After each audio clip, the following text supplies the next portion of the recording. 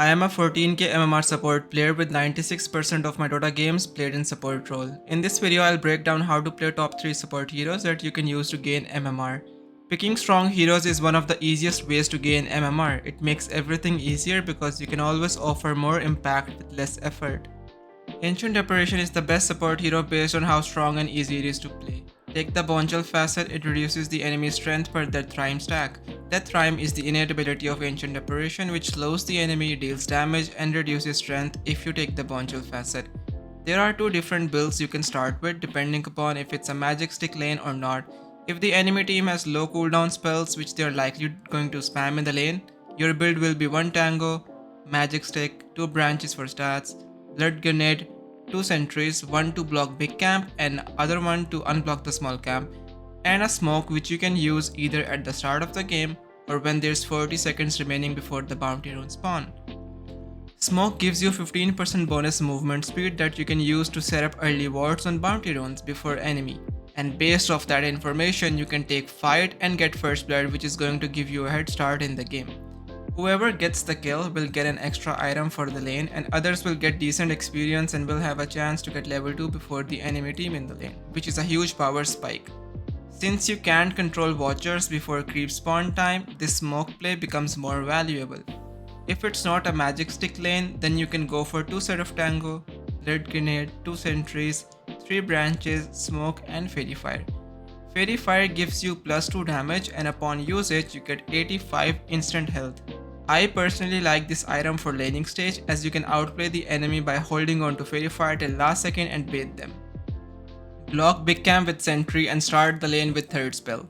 It's a very high range low mana spell that you can spam in lane whenever the cooldown is up.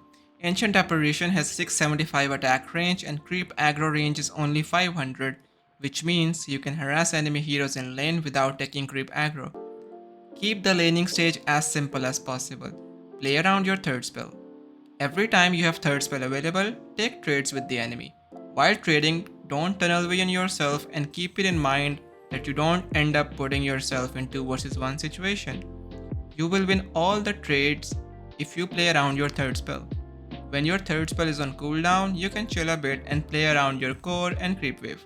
Help them deny or secure creeps that your core cannot farm, so the enemy can't deny it. I have seen many players taking unnecessary trades when their spell is on cooldown. That can lose you laning stage. If you play with discipline and stop the autopilot gameplay, you will feel a huge difference in your game. Positioning is something many players struggle with, even pros. If you struggle with positioning in lane as well, and you want to find a simple solution for it, just remember not to cross your creep wave. Always stand behind your creep wave, don't even stand in the same level as your creep wave. If you do that, you will never get into a bad position where enemy heroes can kill you. It's really easy to get kills in lane if you're playing Ancient Apparition if your lane partner has an ability that can slow or stun enemy heroes. All you need to do is communicate your spells together. If you don't communicate, you can end up missing free kills and might end up ruining your lane. Blood Grenade is a really strong item on Ancient Apparition in the laning stage. You can set up on heroes starting with your first spell, then following up with third spell and Blood Grenade slow. It's really easy to punish low HP support heroes with this combo. Ancient Apparition's level 6 is really important. You can always get guaranteed kills with your ultimate if you play around your team, and you also get global presence with your ultimate. Around 6 minutes 30 seconds, you should start thinking about stealing enemies' Wisdom Shrine. For that, you can either ask your carry to push the lane so you both can go to Wisdom Shrine, or you can sneak your way to Wisdom Shrine and use scan. If enemy is there, you can back off. If enemy isn't ready to take their wisdom, you can just steal it. In lower brackets, this wisdom is there till 8 or 9 minutes and nobody takes it. It should be easier to steal. Your skill build should be 1 level into third spell for the laning stage, and after that 2 levels into cold feet. It increases cast range, death rhyme stacks, which is good for laning stage. After that you can max your second spell followed by a first spell. After the laning stage around 7 to 8 minutes, you should start playing around mid and off lane depending upon with whom you can use your spells easily, who can benefit more from your spells, and when it's time to stack, You can just go to stack Ancient Camp and Hard Camp for yourself or your team to farm later on. Just keep stacking and look at which lane you need to connect to, whether mid or off lane. Don't show yourself in the lane unless it's a free lane that you can farm with your second spell. Keep repeating this, stack and connect to your core. Keep a smoke with yourself in case you want to move on map with your mid laner. Your item build should be Brown Boots, Magic Wand and Rush Atos. Skip Arcane Boots and rely on neutral item, enchantment and clarities for mana regen. To increase mana pool, you can get Staff of Wizardry first for the Atos. Rushing Road of Atos will allow you to set up kills on your own for your team, and you will also get solo kill potential. Atos is a really cheap item and it offers good health pool, mana pool and cast range of Atos is 1100, which is pretty good to catch heroes, and it works well with the cast range of Ancient Apparition spells. After Atos, you can get items that makes it hard for enemy heroes to kill you depending upon whatever you need in the game. Items like Glimmer Cape, Force Staff, Blink Dagger, Evil Scepter.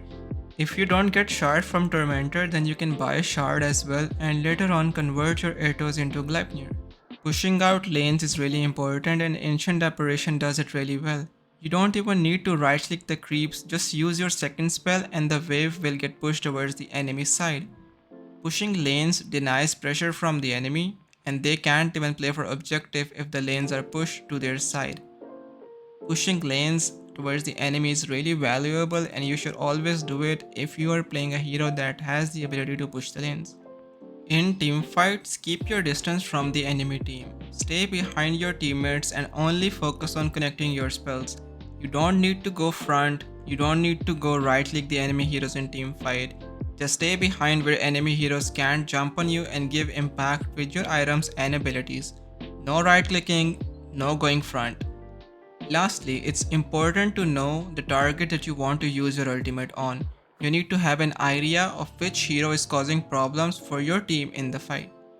To give you an idea of how important it is to know the hero you want to use your ultimate on, this is a free game, one of those games where you believe you cannot lose, and Sven started to become a problem. Meanwhile, I was chilling and enjoying getting solo kills on enemies mid laner, not realizing this will allow Sven to have free fight. And we ended up losing the game because I never used my ultimate on Sven and he took all the fights freely. There were other problems too, but I need to focus on what I can control, and if I had used my ultimate wisely on Sven, every fight would be over. Understanding the problems and how you can solve them is really important. If you casually use your spells in fights, the outcome of the fight will be random. But if you think before using your spells, you will have a greater chance of success. You can get an idea of this by watching your own replays critically or adjusting while playing the game. Bane is very fun to play and personally my favorite hero these days with Sleepwalk facet. You can choose which direction you want enemy heroes to move with your Nightmare. This is what my recent games with Bane look like. Bane is a really strong laner. It has a saving ability Nightmare, it can set up pickups with Nightmare, and duration of Nightmare is also way too much. Fiend's Grip goes through BKB and the most broken spell Enfeeble, which at level 4 has 9-second duration and 7-second cooldown. It reduces attack damage by 70%. Not only that, it also reduces cast range by 50% if you take the level 10 talent. Bane can also be played on position 5 and 4 both. If you wanna play it on position 4, it's better to have a strong offlaner like Centaur, Magnus, Lardar, Mars type of heroes that can benefit from Nightmare's setup. It's better to start with Brain Sap on level 1 if you're playing position 4. If you have Brain Sap, you will always win the 1v1 trades because you will just heal up 90 health while dealing 90 pure damage. In this game, I had to start with Nightmare because there was a fight happening on the bounty rune, but starting with Brain Sap is gonna make your laning strong. Starting with Nightmare as position 4 will make the laning stage hard for you. In the laning stage, you can trade with enemy heroes when you have Brain Sap available.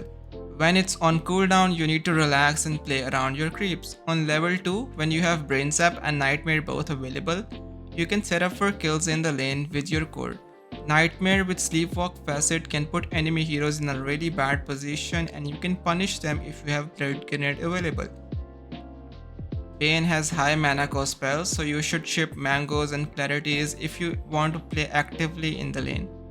Staying in the lane having no mana will grief the game badly. You don't need to rush big items, just focus on getting mana regen items and blood grenade. Use Nightmare in a way that you can always get enemies out of position, and your core can also connect to fight. Because of Nightmare Sleepwalk facet, Bane is strong at Lotus, Power Zones, Wisdom Shrine. The key is to use spells in a way that your core can always connect. Have patience because enemy team will get out of position, and don't waste your mana using Nightmare when your core cannot connect. Communicate and dominate the lane. Bane is also good against heroes that like to cut waves. You can take Nightmare on level 1 if enemy support starts cutting your wave from behind. Just use Nightmare on them and creep wave will de-aggro, and then you can control the lane back again. Bane is good at rotating on map as well because of Nightmare setup. Bane has more night vision compared to other heroes. Usually heroes have 800 night vision range at night time, but Bane has 1200 range, which allows Bane to catch heroes with Nightmare at night time. After Wisdom Shrine, look at your teammates and figure out which hero you can play with. Basically, you need to find a hero that can sync their spells with yours. For example, in this game, Queen of Pain and Magnus, these both heroes can benefit a lot from the Nightmare setup. They also offer great damage and burst heroes with your setup, so playing around them would be the right thing to do. Bane is good at winning lane and snowballing from early to mid game. The main thing you need to focus on is not revealing your position on the map and playing around your ultimate. Whenever it's available, you should look to create pressure on map by using smoke. When you don't give away your position, it gets really hard for enemy to start team fight because you can be anywhere, ready to save your allies with your Nightmare or ready to use Fiend's Grip on enemy. Or maybe you're not even with your teammates but enemy won't know this if you work on not casually walking around enemy's creeps and towers. Always keep a smoke of deceit with yourself. Often players find themselves clueless in mid to late game. The reason is they don't use their smokes at all to move on map. That's not how it works. In the mid game, figure out which hero has a power spike and play around the map with them. In team fights, you don't need to rush your spells. Think about how you wanna use your spells. For example, in this game, if I go front and use Fiend's Grip, either OD will save that guy with Astral or Silencer will use Global Silence.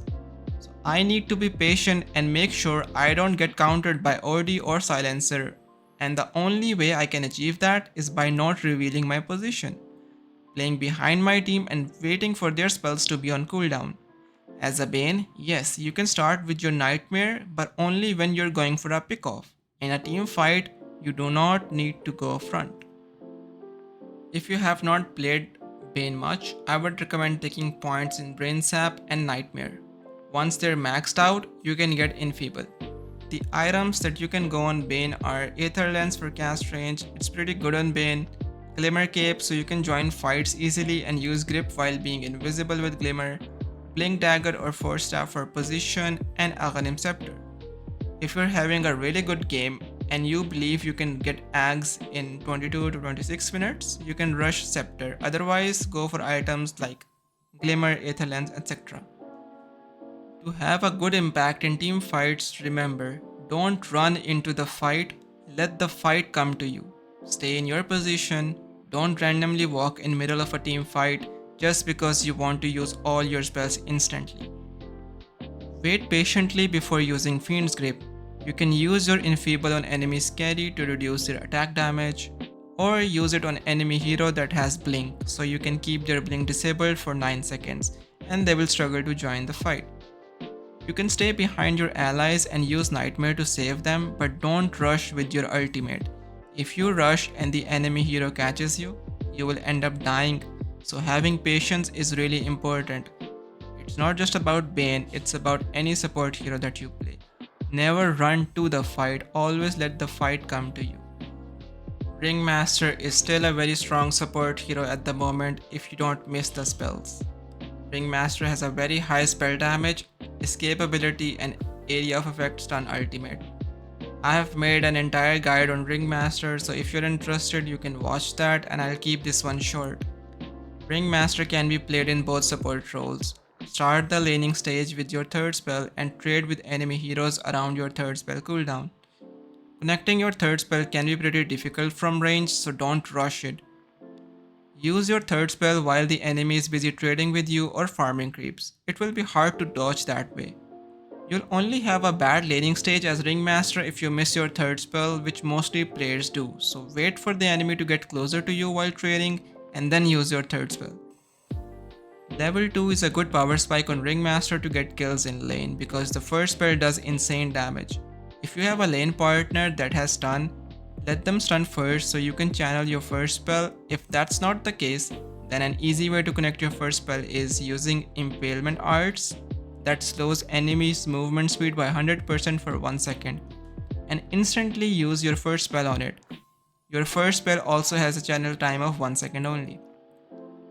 Your skill build can vary depending upon your lane matchup. If you're playing a hero that has stun, then you can go for 2 levels into Q. Otherwise, if you're zoning out enemy heroes all by yourself, then you can go for 2 levels into your third spell. So you have 2 charges of Impalement Arts and you can take trades actively. After that, you have to max your first spell because it helps you farm creeps, it helps you set up with ultimate. Later on, you can get 1 level of Escape Act on level 5, 7 or 8 depending upon the need of it. The laning stage kind of ends after Wisdom Shrine, 7 minutes. After that, you have to focus on getting level 6 as soon as possible. The best way to get level 6 is by taking experience from a free lane and stacking. If there's not much you can offer to your carry after Wisdom Shrine, you should leave your lane. But before leaving, place a ward for your carry so they can farm safely. Once you are level 6, you can always look to do something around your ultimate. It could be smoking to a power rune and fighting on it, defending a tower or pressuring enemy's tower with your strongest core who has spells to play the game. Like in this game, Beastmaster's Roar can be a good setup for my ultimate, so I would like to play with Beastmaster. When you have spells available that you can use to fight like Ringmaster's ultimate, Beastmaster's Roar, then you should start playing to take towers. When the big spells are on cooldown, you can chill and farm safe areas of map and jungle. Usually in lower brackets, even when the spells are on cooldown, players are still trying to take tower and they end up feeding because enemy has their spells available while they don't. Ringmaster has a wide pool of item choices as well. In the laning stage, you will get Magic Wand and Brown Boots, the boots of speed.